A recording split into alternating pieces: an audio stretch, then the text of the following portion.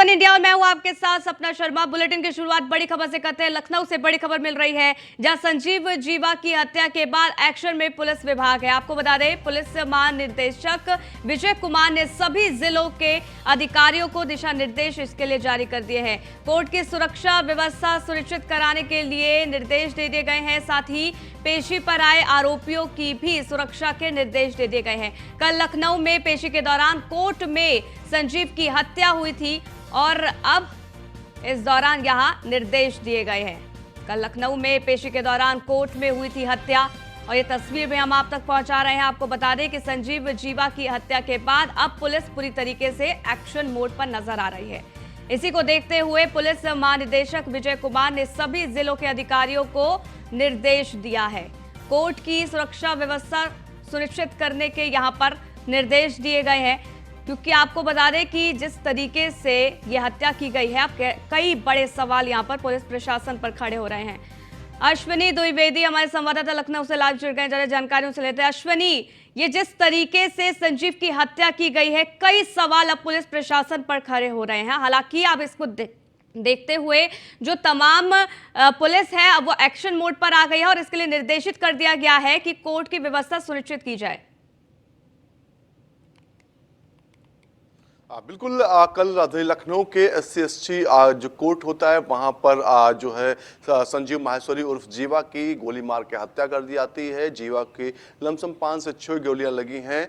जो पहले जीवा वहां पर पेशी के लिए आया हुआ था, इस दौरान वो नीचे जा रहा था, जीने से उतर रहा था, उस दौरान पहली गोली मारी जाती है। उसके बाद जीवा अपने आप को बचाने के लिए कोर्ट रूम में घुसता है। जो हत्यारा था वो वहां पर घुसकर के लमसम 4 से 5 गोलियां मारता है। उसके बाद उसकी मौत हो जाती है। निश्चित तौर पर उसके बाद पूरे उत्तर प्रदेश में सनसनी फैल जाती है, क्योंकि मामला कोर्ट के अंदर का था, क्योंकि कोर्ट अमूमन सुरक्षित जगह मानी जाती है। लेकिन कहीं ना कहीं चूक हुई चीज़ों में, इसके बाद इस तरह का हत्याकांड हुआ। हालांकि अमूमन देखा जाता है कोर्ट परिसर में जब पुलिस सख्ती करती है तो वकील जो होते हैं, अधिवक्ता होते हैं, वही इसका विरोध करते हैं और कहीं ना कहीं कहते हैं कि हम कहीं अपराधी नहीं है और इस तरीके से जांच होना ठीक नहीं है। तो ऐसे में कहीं ना कहीं पुलिस के लिए असमंजस की स्थिति होती है।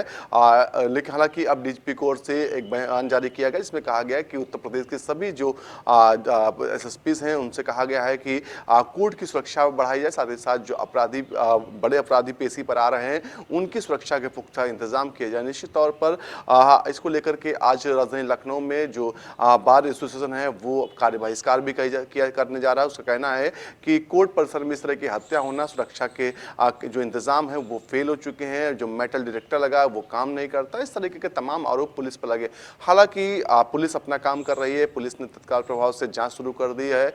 3 सदस्यीय जो मुख्यमंत्री की ओर निर्देश पर कमेटी बनी है, SIT गठित की गई है, वो जांच के रात में ही जांच करने के लिए पहुंच गई थी। ऐसे में कहीं ना कहीं अब परतें खुल रहे हैं कि किस तरीके से हथियार वो अंदर गया, कौन सा हथियार है जिससे गोली हत्याकांड हुआ, क्योंकि अभी तक जो पिस्टल, रिवाल्वर या पिस्टल जो भी है वो बरामद नहीं है। तो ऐसे में सवाल खड़े होते हैं कि अगर जो हथियार बरामद होगा तमाम चीज़ें सामने आएंगी। जी बिल्कुल, और देखना होगा कि इसमें क्या कुछ निकलकर सामने आता है। लेकिन देखिए, ऐसे में अश्विनी कई बड़े सवाल खड़े होते हैं। जहां हमने देखा किस तरीके से अतीक अहमद और अशरफ की मीडिया के सामने हत्या कर दी गई, यहां पर किस तरीके से जो ये बदमाश बेखौफ नजर आ रहे हैं, पुलिस की कस्टडी के अंदर जिस तरीके से हत्या की जा रही है। और ऐसे में कोर्ट, देखिए सुरक्षा के लिहाज से कोर्ट में एक अलग से व्यवस्था की जाती है, लेकिन वहां पर वकील के भेष में आकर इस आरोपी ने जिस तरीके से हत्या की है, कई सवाल निशान यहां पर खड़े हो जाते हैं सुरक्षा व्यवस्था को लेकर।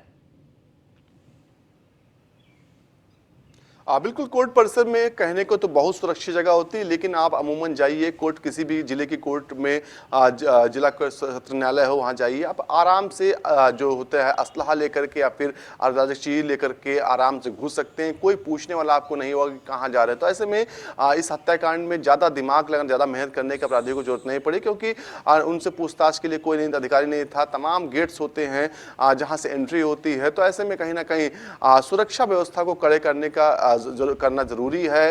सुरक्षा के लिए जो अधिवक्ता हैं वो खुद आगे आएँ, वो सहयोग करें, उसके बाद ही इस ऐसे हत्याकांड आगे नहीं होंगे। क्योंकि हमने देखा था लखनऊ हाई कोर्ट है, वहाँ सुरक्षा के कड़े इंतजाम है।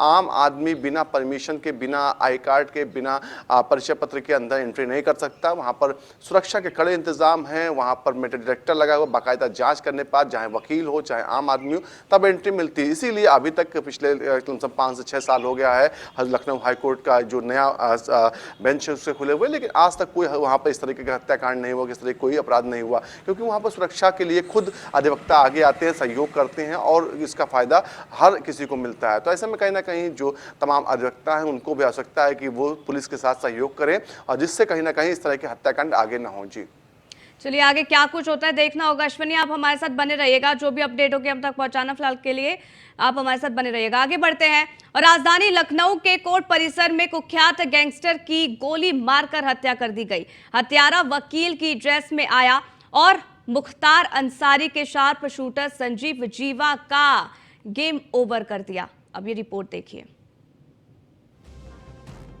जराइम की दुनिया से एक और नाम का खात्मा हो गया। ये खात्मा पुलिस अभिरक्षा में कोर्ट परिसर में हुआ। दरअसल पश्चिम उत्तर प्रदेश के कुख्यात अपराधी संजीव जीवा की राजधानी लखनऊ के कोर्ट परिसर में गोली मारकर हत्या कर दी गई। अचानक हुई इस हत्या से पूरे कोर्ट परिसर में हड़कंप मच गया। बता दें कि हत्यारे वकील के भेष में कोर्ट रूम पहुंचे और संजीव जीवा पर अंधाधुंध फायरिंग कर दी। मजिस्ट्रेट के सामने ही कुख्यात संजीव जीवा अब लाश का रूप ले चुका था। SC/ST कोर्ट रूम में हुई हत्या से वकीलों में रोष है। कुख्यात अपराधी संजीव जीवा मुख्तार अंसारी का बेहद ही करीबी शूटर्स में से एक था। जब संजीव जीवा की हत्या के मकसद से गोलियां बरसाई गई तो वहीं 2 पुलिसकर्मी, एक 1.5 साल की बच्ची और उसकी मां को भी गोली लगी। ये सभी अस्पताल में भर्ती हैं। वहीं वारदात के बाद कोर्ट रूम में भगदड़ मच गया। उसी दौरान कोर्ट परिसर में मौजूद वकीलों ने हमलावरों को दौड़ाकर दबोच लिया और पीटकर पुलिस के हवाले कर दिया। वारदात से आक्रोशित वकीलों ने प्रदर्शन कर पथराव किया, जिसमें SP चौक का सिर फट गया। कई वाहन भी क्षतिग्रस्त हो गए। आला अधिकारी भारी पुलिस बल के साथ मौके पर पहुंचे, तब हालात पर काबू पाया गया। उधर मुख्यमंत्री योगी आदित्यनाथ ने घटना की जांच के लिए SIT का गठन कर दिया। मोहित अग्रवाल, नीलब्जा चौधरी और प्रवीण कुमार 1 सप्ताह के अंदर जांच कर रिपोर्ट शासन को सौंपेंगे। वहीं पूरे मामले में स्पेशल DG प्रशांत कुमार ने कहा कि सख्त से सख्त कार्रवाई करेंगे। न्यायालय के आदेश से सभी कोर्ट की सुरक्षाओं के संबंध में दिए गए हैं। उसमें क्या लापरवाही हुई है तथा जो मैन पावर या जो उपकरण लगे थे उसमें क्या कमी थी, जो स्थानीय स्तर पे जो कमी थी। वहीं लखनऊ से बड़ी खबर है, जहां CM योगी आदित्यनाथ ने अधिकारियों को दिशा निर्देश दिए हैं। आपको बता दें, सभी अपर मुख्य सचिव और प्रमुख सचिव फील्ड में जाए। ये CM योगी आदित्यनाथ ने कहा अगले 2 महीने के अंदर सभी मंडलों का भ्रमण करें।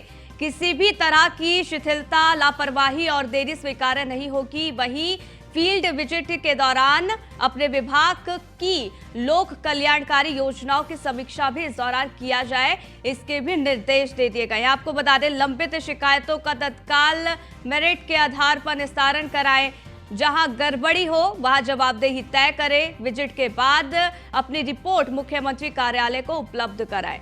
ये बड़ी जानकारी आप तक पहुंचा रहे हैं अश्विनी द्विवेदी, हमारे संवाददाता लखनऊ से लगातार लाइव जुड़े हुए हैं। अश्विनी, यहाँ पर CM योगी आदित्यनाथ अब सख्त तौर पर सख्ती दिखाते नजर आ रहे हैं। यहाँ पर साफ तौर पर यह निर्देशित किया गया है कि जहां भी गड़बड़ी होगी वहां जवाबदेही तय करें। बिल्कुल, मुख्यमंत्री योगी आदित्यनाथ ने कल विभागीय समीक्षा की थी। इसके बाद तमाम प्रभागों के अपर मुख्य सचिव हैं, प्रमुख सचिव, उनको साफ तौर पर निर्देश दिया है कि वो जो मंडल हैं उनका निरीक्षण करें, सभी मंडलों का निरीक्षण कर करके एक रिपोर्ट तैयार करें, रिपोर्ट जो है सरकार को सौंपे। निश्चित तौर पर इसको लेकर के मुख्यमंत्री ने साफ तौर पर कहा है कि जो जिम्मेदार अधिकारी हैं वो जाकर के अपने विभाग की समीक्षा करें, जो सरकार की कल्याणकारी योजनाएं विभाग में चल रही हैं उनकी समीक्षा करें, कितने हद तक वो जनता तक पहुँच रही हैं और कहीं ना कहीं अधिकारी उसको लेकर के कितना सजग हैं। करें और बाकायदा इसकी एक रिपोर्ट तैयार करें, वो मुख्यमंत्री तक पहुँचाएं। उसके बाद कहीं ना कहीं मुख्यमंत्री देखेंगे कि वाकई में किस विभाग में बेहतर काम हो रहा है, क्योंकि इससे पहले देखा गया कि मुख्यमंत्री ने तमाम जो मंत्री थे विभागीय उनको भेज करके इसी तरीके से समीक्षा कराई थी और उसकी भी रिपोर्ट कहीं ना कहीं ली थी। उसके बाद तमाम अधिकारियों पर कार्रवाई हुई थी। एक बार फिर मुख्यमंत्री ने निर्देश दिया है कि जो प्रमुख सचिव हैं वो जाकर के सभी मंडलों का निरीक्षण करेंगे और उसमें हीला हवाली करने वाले जो अधिकारी होंगे उन पर कार्रवाई भी होगी। जी बिल्कुल, और इसको किस तरीके से देखा जाए, क्योंकि अब यहाँ पर मिशन 2024 है, अब इसके लिए दिशा निर्देश दे दिया गया है कि सभी मंडलों में जाए, व्यवस्थाएं देखें, कल्याणकारी योजनाएं किस तरीके से चल रही है इन तमाम मंडलों में, इसकी समीक्षा की जाए, इसकी रिपोर्ट भी सौंपी जाए। बिल्कुल, मुख्यमंत्री ने साफ तौर पे कहा है क्योंकि 2024 का अगले साल चुनाव होना है, ऐसे में कहीं ना कहीं किसी भी तरह की चूक उत्तर प्रदेश सरकार, उत्तर प्रदेश के मुख्यमंत्री ने चाहते उत्तर प्रदेश के अंदर हो। तमाम अधिकारियों की जिम्मेदारी है, वो जवाबदेही तय कर दी कि जाकर के अपने विभागों की समीक्षा करें, समीक्षा की बाकायदा रिपोर्ट तैयार करके मुख्यमंत्री तक को सौंपें। जी बिल्कुल, अश्विनी आप हमारे साथ बने रहिएगा क्योंकि आगे भी आपसे अपडेट लेते रहेंगे।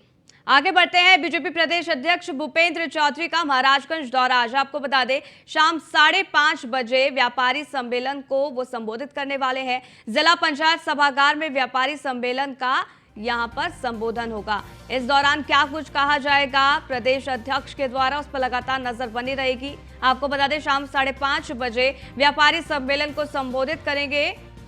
यहां पर जिला पंचायत सभागार में व्यापारी सम्मेलन का संबोधन होगा भूपेंद्र चौधरी का, और ये बेहद महत्वपूर्ण दौरा है भूपेंद्र चौधरी का। आपको बता दें कि मिशन 2024 जिसको लेकर अब तैयारियों में बीजेपी पूरी तरीके से जुट गई है। जगह जगह मां जनसंपर्क अभियान के तहत लोगों से संवाद किया जा रहा है और योजनाओं को जन जन तक पहुंचाने की यहां पर कवायद भी अब शुरू हो गई है। इसी को देखते हुए बेहद महत्वपूर्ण प्रदेश अध्यक्ष भूपेंद्र सिंह आपको बता दें कि उनका ये दौरा है। हालांकि इसको लेकर तमाम तरीके की तैयारी की जा रही है। भूपेंद्र चौधरी महाराजगंज जाएंगे जहां 5:30 बजे व्यापारी सम्मेलन को वो संबोधित करेंगे। अश्विनी द्विवेदी लगातार हमारे साथ बने हुए हैं फोन लाइन पर। अश्विनी, यहां पर बेहद महत्वपूर्ण ये दौरा बीजेपी प्रदेश अध्यक्ष का है, महाराजगंज वो जाएंगे, क्या कुछ कार्यक्रम आज का उनका रहने वाला है, क्या कुछ जानकारी आपके पास? उत्तर प्रदेश में इस समय प्रधानमंत्री नरेंद्र मोदी के 9 साल के कार्यकाल पर महान जनसंपर्क अभियान चल रहा है। उसी के तहत तमाम जो मंत्री हैं, विधायक हैं, साथ ही साथ भाजपा के प्रदेश अध्यक्ष हैं, लगातार जिलों के दौरे कर रहे हैं। आज भूपेंद्र चौधरी जो हैं वो महाराजगंज दौरे पर रहेंगे, वहाँ पर व्यापारियों के साथ जनसंपर्क करेंगे, उनके साथ चर्चा करेंगे। कहीं ना कहीं 2024 की तैयारी में भारतीय जनता पार्टी लग चुकी है। तमाम दिग्गज जो हैं जमीन पर काम कर रहे हैं, चाहे दोनों डिप्टी सीएम हो, चाहे खुद भूपेंद्र चौधरी हो या मुख्यमंत्री, लगातार दौरे कर रहे हैं। तो ऐसे में कहीं ना कहीं अब चुनावी माहौल भारतीय जनता पार्टी बनाने में लगी हुई है। इस एक महीने का पूरा कार्यक्रम 1 जून से लेकर के 30 जून तक जनसंपर्क अभियान चलना है। ऐसे में अभी और जिलों के दौरे भी भूपेंद्र चौधरी के लगेंगे। आज महाराजगंज का दौरा है, महाराजगंज में व्यापारियों के संग बैठकर तमाम बिंदुओं पर चर्चा करेंगे। जी बिल्कुल, और ऐसे तमाम दौरे देखिए वो लगातार कर रहे हैं अश्विनी। हालांकि इस दौरान जब उनका संबोधन होगा तो वो क्या कुछ कहेंगे इस पर लगातार नजर बनी रहेगी। आप हमारे साथ बने रहिएगा क्योंकि आगे भी आपसे अपडेट लेते रहेंगे। वहीं बड़ी खबर आपको बता दें, आज 3 जिलों के दौरे पर रहेंगे ब्रजेश पाठक। डिप्टी सीएम ब्रजेश पाठक का महाराजगंज, गोरखपुर और बस्ती का ये दौरा रहने वाला है। सुबह 10 बजे महाराजगंज में वरिष्ठ कार्यकर्ताओं की बैठक में वो शामिल होने वाले हैं। दोपहर 12 बजे की बात कर ली जाए तो गोरखपुर में प्रबुद्ध सम्मेलन को वो संबोधित करेंगे। दोपहर 2:10 पर बस्ती में लाभार्थी सम्मेलन का आयोजन होने वाला है जिसमें वो शामिल होंगे। केंद्र सरकार की उपलब्धियों पर चर्चा करेंगे ब्रजेश पाठक, ये जानकारी निकलकर सामने आ रही है। तो आज 3 जिलों के दौरे पर ब्रजेश पाठक रहने वाले हैं। आपको बता दें सुबह 10 बजे महाराजगंज में वरिष्ठ कार्यकर्ताओं के साथ वो बैठक करेंगे। दोपहर 12 बजे गोरखपुर में प्रबुद्ध सम्मेलन को वो संबोधित करने वाले हैं। इस दौरान क्या कुछ बड़ी बातें उनके द्वारा कही जाती है उस पर लगातार नजर बनी रहेगी।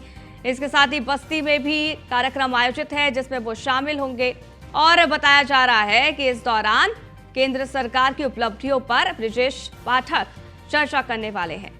तमाम तरीके के दिशा निर्देश इस दौरान दिए जाएंगे क्योंकि आपको बता दें कि जैसे जैसे लोकसभा 2024 के चुनाव नजदीक आ रहे हैं वैसे वैसे पार्टी लगातार एक्टिव मोड पर नजर आ रही है और इसी को देखते हुए जगह जगह पर तमाम वरिष्ठ नेताओं के द्वारा सम्मेलनों का आयोजन किया जा रहा है और इसी कड़ी में ब्रजेश पाठक 3 जिलों के दौरे पर रहने वाले हैं। आपको बता दें कि महाराजगंज, गोरखपुर और बस्ती के दौरे पर डिप्टी सीएम ब्रजेश पाठक रहेंगे। सुबह 10 बजे महाराजगंज में वरिष्ठ कार्यकर्ताओं की बैठक है जिसमें वो शामिल होंगे। दोपहर 12 बजे गोरखपुर में प्रबुद्ध सम्मेलन को वो संबोधित करने वाले हैं। दोपहर 2:10 पर बस्ती में लाभार्थी सम्मेलन का आयोजन होगा और केंद्र सरकार की उपलब्धियों पर इस दौरान ब्रजेश पाठक चर्चा करेंगे। तो ये महत्वपूर्ण जानकारी आप तक पहुंचा रहे हैं। हालांकि आपको बता दें कि जगह जगह यहां पर उत्तर प्रदेश पर फोकस किया जा रहा है क्योंकि लोकसभा की 80 सीटों पर किस तरीके से जीत हासिल हो, इसको देखते हुए बीजेपी लगातार आगे की ओर बढ़ रही है और किसी भी तरीके की गलती ना हो, इसको ध्यान में रखते हुए तैयारियां अभी से शुरू कर दी हैं। महाजनसंपर्क अभियान की शुरुआत भी हो गई है जिसके तहत प्रधानमंत्री नरेंद्र मोदी के 9 साल के कार्यकाल का बखान किया जा रहा है। जहां एक और सीएम योगी आदित्यनाथ खुद कई जिलों का दौरा कर रहे हैं, तो वहीं अब तमाम डिप्टी सीएम, प्रदेश अध्यक्ष के द्वारा दौरा किया जा रहा है। तो 3 जिलों के दौरे पर ब्रजेश पाठक रहने वाले हैं। हालांकि इस दौरे को लेकर तमाम तरीके की तैयारियां पूरी कर ली गई है और कार्यकर्ताओं में एक अलग ही उत्साह है। महाराजगंज, गोरखपुर और बस्ती का दौरा करेंगे। सुबह 10 बजे महाराजगंज में वरिष्ठ कार्यकर्ताओं की बैठक में वो शामिल होंगे जिसमें तमाम तरीके के दिशा निर्देश दिए जा सकते हैं। प्रबुद्ध सम्मेलन को संबोधित करेंगे गोरखपुर में। अभियुक्त पांडे हमारे संवाददाता महाराजगंज से जुड़ गए, जरा जानकारियों से ले लेते हैं। अभियुक्त, क्या कुछ जानकारी मिल रही है इस पूरे कार्यक्रम को लेकर? आज महाराजगंज में बड़े दिग्गज नेताओं का कार्यक्रम है। भूपेंद्र चौधरी जो बीजेपी के प्रदेश अध्यक्ष हैं, उनका भी कार्यक्रम है और डिप्टी सीएम ब्रजेश पाठक का भी कार्यक्रम है। डिप्टी सीएम ब्रजेश पाठक करीब 10 बजे महाराजगंज पहुंचेंगे, वरिष्ठ कार्यकर्ताओं के साथ बैठक करेंगे। कुल मिला के 2024 की तैयारी जो है बीजेपी ने शुरू कर दी है। फिर शाम 5:30 बजे जो है व्यापारी सम्मेलन है। भूपेंद्र चौधरी जो है जिले के सभी वरिष्ठ व्यापारियों के साथ जो है मीटिंग करेंगे। उनसे जो है बीजेपी के चुनाव 2024 की तैयारी को लेकर किस तरह की चर्चा है, उस पर आज विशेष चर्चा। हालांकि आज जिले में कई सारे तमाम दिग्गज नेता जुट रहे हैं। चूंकि जिले के सांसद और केंद्रीय वित्त राज्य मंत्री पंकज चौधरी के पौत्र का बरही का एक कार्यक्रम है, निजी कार्यक्रम है। उसमें तमाम सारे जो है प्रदेश के बड़े नेता, डिप्टी सीएम समेत देश के रक्षा मंत्री राजनाथ सिंह और तमाम ऐसे सांसद या बड़े नेता हैं। हिमाचल प्रदेश के राज्यपाल शिव प्रताप शुक्ला भी आ रहे हैं। तो कुल मिला के आज बीजेपी के तमाम ऐसे बड़े दिग्गज नेता जो है जिले में रहेंगे। जी बिल्कुल। और कितने बजे पहुंचेंगे महाराजगंज, इसके बारे में क्या कुछ जानकारी और क्या उनका संबोधन इस दौरान हो सकता है? क्योंकि देखिए मिशन 2024 है, इसको लेकर तमाम तरीके की यहाँ पर तैयारियां की जा रही है। ब्रजेश पाठक यहाँ पहुंचने वाले हैं, कार्यकर्ताओं को इस दौरान वो संबोधित करेंगे। इसको लेकर किस तरीके से तैयारी वहां पर नजर आ रही है? जी बिल्कुल, ब्रजेश पाठक का 10 बजे का कार्यक्रम है। 10 बजे ब्रजेश पाठक पहुंचेंगे और हाँ वरिष्ठ जो जिले के जो वरिष्ठ कार्यकर्ता हैं उनसे मिलेंगे और उनको संबोधित करेंगे। तो कुल मिला के 2024 का जो लक्ष्य 2024 लोकसभा चुनाव की जो तैयारी जो है बीजेपी ने शुरू कर दी है, उसी के विषय में मंथन करेंगे। उसके बाद फिर प्रदेश अध्यक्ष बीजेपी के भूपेंद्र चौधरी का भी सम्मेलन है। जो जिले के व्यापारी हैं उनसे बैठक करेंगे। तो हालांकि आज जिले में 2 बड़े कार्यक्रम है। तो कुल मिला के 2024 की तैयारी जो है बीजेपी ने शुरू कर दी है। बिल्कुल, और वो तैयारियां दिखती नजर भी आ रही है क्योंकि जन जन तक यहाँ पर पहुंचा जा रहा है।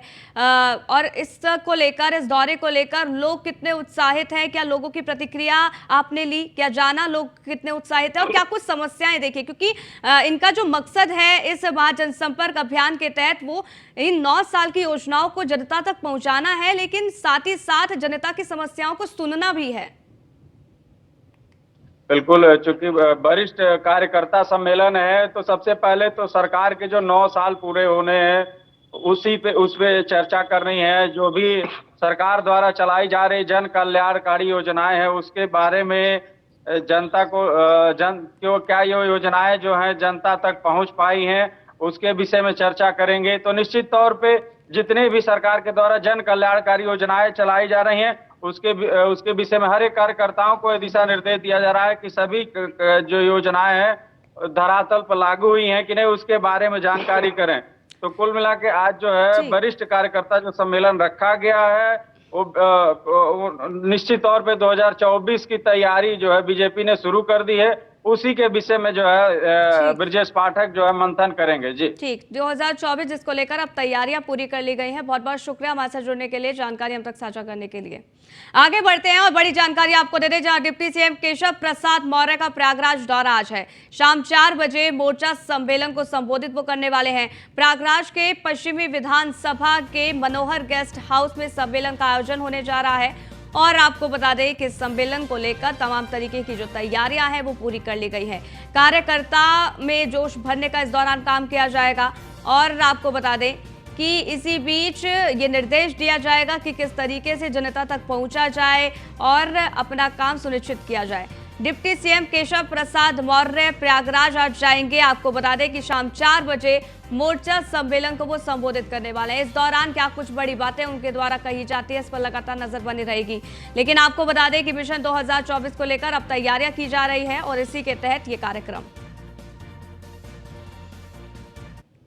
तो इस बुलेटिन में फिलहाल के लिए बस इतना ही। रुकेंगे एक छोटे से ब्रेक के लिए। देखते रहिए न्यूज़ 1 इंडिया।